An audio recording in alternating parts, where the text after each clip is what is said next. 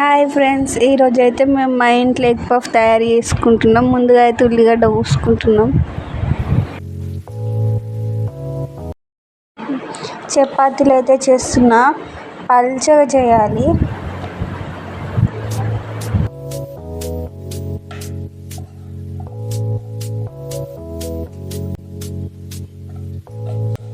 నాకు ఎంత వీలైతే అంత పల్చగా చేసుకోవాలి చపాతీని.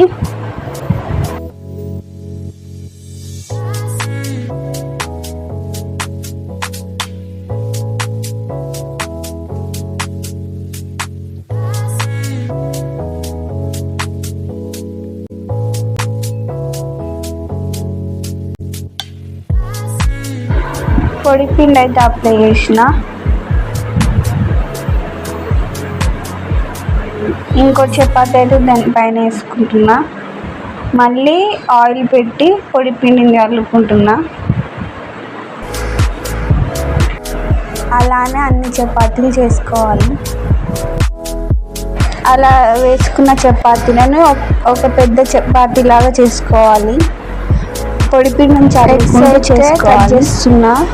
నెక్స్ట్ అయితే కర్రీ ప్రిపేర్ చేసుకోవాలి.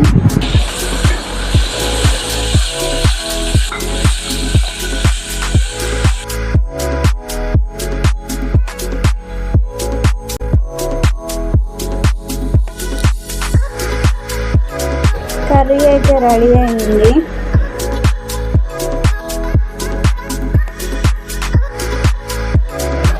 చపాతీ పైన అయితే పెట్టిన 5 minutesలో అయితే అది రెడీ అయింది.